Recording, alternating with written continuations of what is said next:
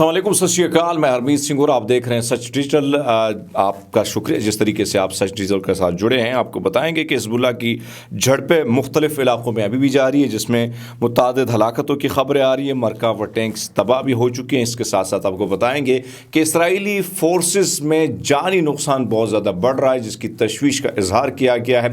जो बाइडन की गिरफ्तारी का भी मुतालबा किया गया है। ईरान का भी बड़ा सख्त किस्म का रद्द-ए-अमल है, जो हम बताएंगे आपको इसी वीलॉग में।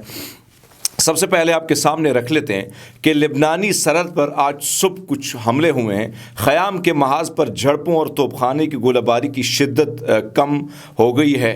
मशरक़ी मोहल्लों से दाखिली सड़कों पर मरकावा टैंकों की तरफ फायर किए जाने वाले गोलों के साथ साथ शहर के अंदर मशीन गनों की गोलियां छटपटी आवाज़ें सुनाई दे रही हैं। 3 मरकावा टैंकों की नकल व हरकत ख़याम से वट्टा और फिर ख़याम के बाहर अल अमरा की तरफ देखी गई हैं। ये हलाकतों को निकालने और बाज़याफ्त करने के मकसद के लिए ये ऑपरेशन हुआ है। और ये कहा भी जा रहा है कि जो मगरबी सेक्टर है वहाँ पर एक मरकावा टैंक को तबाह किया है, और वहाँ पर भी कुफारी चूपा और दूसरी कस्बों में इस वक्त हिज़्बुल्लाह की तरफ से जो धमाके किए गए उसकी गूंज जो है मुख्तलिफ सरहदी इलाकों में भी सुनी गई हैं। बिनते जबील के मरकज़ सेक्टर के देहात और उसके आसपास में इस वक्त आग के शोले भड़क रहे हैं। आग फैली हुई है, सायरन बज रहे हैं और धमाकों की आवाज़ें जो लोगों में खौफ व हरास है। ये वो इलाके हैं जो शुमाल का इसराइल का इलाका है, जहाँ इसराइल ने यानी लेबनान इलाके जो माजी में कब्ज़ा किए थे और वहाँ पे अपने आबादी बसाई थी, वहाँ पे लोगों को आबादकारियाँ कराई थी। मगरबी सेक्टर की बात करें तो नकूरा और तायर हरफा के कस्बों को निशाना बनाने के अलावा नकूरा के मज़ाफ़ात क्लस्टर बमों से भी उसको निशाना बनाया गया है। इसी तरह कहा गया है कि दुश्मन के तोपखाने अलशब एन-उल-अमा और हमलों के इलाका मज़ाफ़ात वादी पर गोलाबारी उन्होंने की है, यानी इसराइल ने गोलाबारी की है, जिसके बाद जो है यहाँ से भी मज़ाहमत ने भी उन पर हमला किया है और उनको पीछे की तरफ पसपा किया है। IEA यानी IAEA के बोर्ड ऑफ गवर्नर के इजलास में अमेरिका, बरतानिया, जर्मनी और फ्रांस की जानिब से ईरान के ख़िलाफ़ जो करारदाद पेश की गई थी, अब उसके पस मंज़र चीन, रूस, बेलारूस, शाम, निकारागुआ, ज़िम्बाब्वे, वेनेज़ुएला उन्होंने ईरान के लिए मुश्तरका जो है एलामिया जारी किया, ईरान की हिमायत में ये जारी किया है। इससे आप अंदाज़ा लगा सकते हैं कि अब ये लड़ाई जो है अगर आप ख़ारजी सतह पर भी देखें तो उसमें भी बड़ी तेज़ी आ रही है, और तेज़ी इसलिए आ रही है कि आपके सामने ये सारी चीज़ें हम कोशिश करते हैं कि वो सामने वाली सारी चीज़ें भी आपके सामने रखें। इसी तरह आपको बताते चले कि इसराइल की मीडिया के मुताबिक कुछ तकरीबन 19 फ़ौजियों को शुमाली गज़ा की पट्टी में हलाकत हुई है, जिसमें तकरीबन वो लिखा है कि जबालिया कैंप में सार्जेंट रावन एश्टन जो है उनकी हलाकत हुई है। जबालिया में छापे मारे जाने वाले 29 फ़ौजी जो हैं उनकी हलाकत हुई है। 19 साला फ़ौजी को शुमाली गज़ा की पट्टी में एक तोपखाने गोले से हलाक किया गया।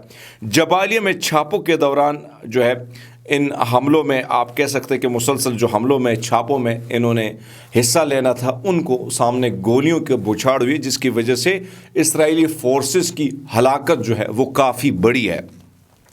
अब मैं आपके सामने एक और चीज़ रखूं कि नेतन्याहू के वारंट गिरफ्तारी जारी होने के बाद जो है अब दुनिया ये कह रही है कि भाई साहब उसको फ़ैसले का एहतराम करना चाहिए। और ये कौन कह रहा है? यूरोपीय यूनियन के खारजा पॉलिसी चीफ जोसेफ बोरेल वो कहते हैं कि नेतन्याहू को अब सरेंडर होना चाहिए। और नेतन्याहू के हवाले से मैंने जिस तरह कहा था कि इटली, नैदरलैंड, ये ममालिक, कल मैंने अपने जो वीलॉग है मेरा उसमें मैंने बात की थी कि इटली, नैदरलैंड वगैरह के जो ममालिक हैं वो भी ये बात करते हैं कि भाई साहब अगर नेतन्याहू और योगोलेंट यहाँ पे आते हैं तो हम उनको गिरफ़्तार कर लेंगे।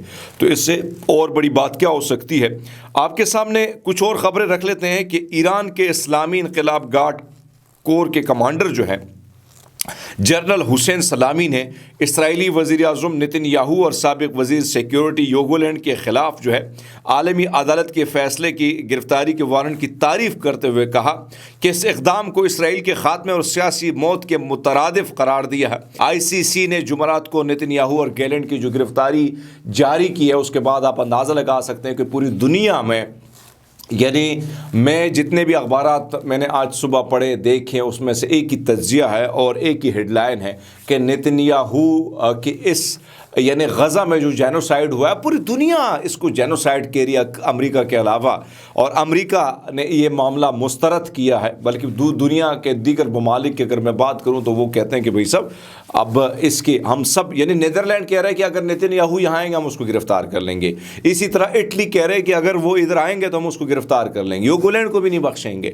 جو بائیڈن کے حوالے سے بھی اب انسانی حقوق کی جو تنظیم ہے وہ بھی یہ بات کرتی کہ جو بائیڈن کو گرفتار کرو اور اس کے خلاف بھی وارنٹ گرفتاری جاری کرو، اس نے بھی انسانی حقوق کی پامالی کی ہے، اس نے بھی بارود بیچا، اس نے بھی اسلحہ بیچا، اس نے یہاں کے بم بیچ کے وہاں پہ غزہ کے معصوموں کا خون بہایا، تو پھر اس کو بھی گرفتار کرو۔ یہ اب امریکہ میں یہ تنظیمیں جو ہیں اٹھ کھڑی ہوئی اور وہ اس وقت یہ ڈیمانڈ کر رہی ہیں۔ بہرحال اب آپ کو بتاتے چلیں کہ اس وقت اسرائیل کی جانب سے جنہیں فوج میں گولانی بریگیڈ کی ایلیٹ فوجوں کی نمایاں طور پر زیادہ ہلاکت کے باعث تشویش بڑھ رہی ہے۔ اسرائیلی میڈیا یہ بات کر رہا ہے کہ 7 اکتوبر سے اب تک لڑائی میں مارے جانے والوں کی تعداد انہوں نے تو 110 بتائی ہے، لیکن 110 کو ملٹیپلائی بائی 5 کرو تو آپ کا اندازہ ہوگا کہ اس سے زیادہ لوگ مرے ہیں۔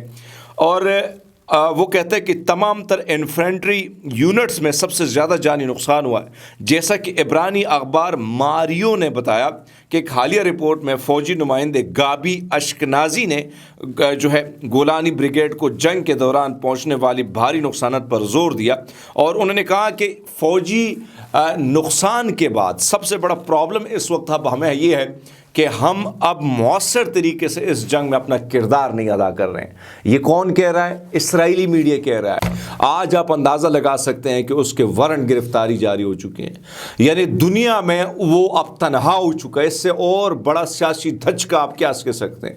فوجی ان کے مر رہے ہیں، ہر طرف نقصان ہی نقصان ان کا ہو رہا ہے، تبدیلیوں پہ تبدیلی ہو رہی ہے۔ فوج میں کئی لوگ استعفے دینے کو تیار ہیں، وہ حضرات جو ان کے مذہبی معاملات دیکھتے ہیں، اب ان کو بھی بیچاروں کو گرفتار کیا جا رہا ہے کہ بھئی صاحب فوج میں نہیں آؤ گے تو آپ کو گرفتار کریں گے۔ مراعات ان سے پہلے لے جا چکے ہیں، ایلات کی بندرگاہ بند ہے، دیگر بندرگاہیں بند ہیں، سپورٹس یعنی امپورٹ ایکسپورٹ کا بزنس ٹھپ ہو چکا ہے۔ پھر اس کے ساتھ ساتھ جو لوگ آتے تھے گھومنے پھرنے کے لیے آتے تھے وہ تقریباً ختم ہو چکا ہے، ایگریکلچر تباہ ہو چکا ہے۔